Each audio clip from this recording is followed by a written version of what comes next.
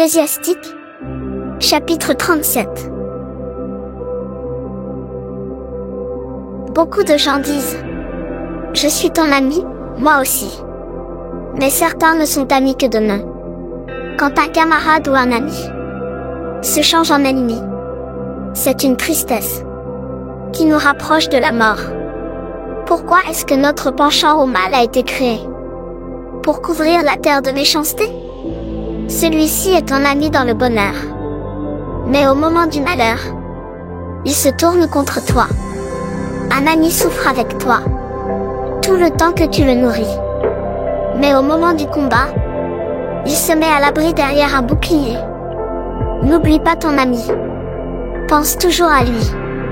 Quand tu rapportes des richesses de guerre, tout conseiller vante ses conseils. Mais certains cherchent leur intérêt. Ne fais pas confiance à quelqu'un qui te donne des conseils. Demande-toi d'abord de quoi il a besoin. En effet, c'est dans son intérêt qu'il décidera. Attention, il cherche peut-être à prendre ce qui est à toi. Il te dit, tu es sur le bon chemin. Il se place assez loin pour voir ce qui va t'arriver. Ne demande pas conseil à quelqu'un qui n'est pas franc. Cache tes projets à ceux qui sont jaloux de toi. Ne demande pas conseil à une femme au sujet de sa rivale, ni à un peureux au sujet de la guerre, ni à un vendeur au sujet d'un achat à faire, ni à un acheteur au sujet d'un objet à vendre. Ne demande pas à un homme jaloux s'il faut dire merci, ni à une personne sans cœur s'il faut être bon. Ne consulte pas un paresseux sur un travail à faire, ni un ouvrier payé à l'année sur la fin de son contrat, ni un serviteur négligent sur une tâche importante à réaliser. Ne t'appuie jamais sur ces gens-là pour recevoir un conseil. Au contraire, va toujours trouver un homme fidèle au Seigneur. Tu sais qu'il suit ses commandements et qu'il pense comme toi. Si tu ne réussis pas, il partagera ta tristesse. Fais confiance au projet que ton cœur t'inspire, car il n'y a pas de conseiller plus fidèle.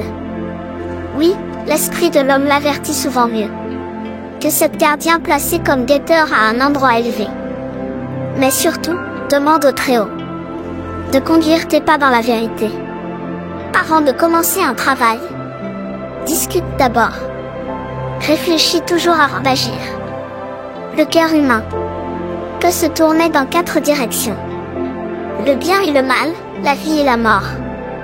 Mais c'est toujours la bouche qui prend les décisions. Certains sont forts pour enseigner les autres, mais pour eux-mêmes, ils ne sont bons à rien. Certains font de beaux discours, mais les gens les détestent, et ils manquent de tout.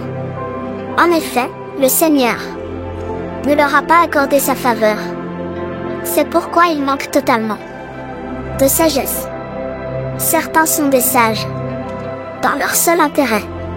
Ce qu'ils tirent de leur intelligence, d'après ce qu'ils disent, est digne de confiance. Mais l'homme sage enseigne son peuple, et ce qu'il tire de son intelligence est vraiment digne de confiance.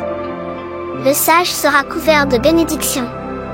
Tous ceux qui le voient disent qu'il est heureux. Les jours de la vie d'un homme sont comptés, mais ceux du peuple d'Israël sont sans fin. Celui qui est sage au milieu de son peuple aura la confiance des gens. Son nom vivra pour toujours. Mon enfant, pendant ta vie, cherche à te connaître. Vois ce qui est mauvais pour toi et refuse-le. En effet, tout n'est pas bon pour tout le monde, et tout n'apprécie pas tout. Goûte les choses bonnes avec mesure. Ne te jette pas sur la nourriture. Oui, trop manger peut rendre malade. L'abus de nourriture donne mal au ventre. Beaucoup sont morts parce qu'il avait trop mangé. Mais celui qui fait attention vit plus longtemps.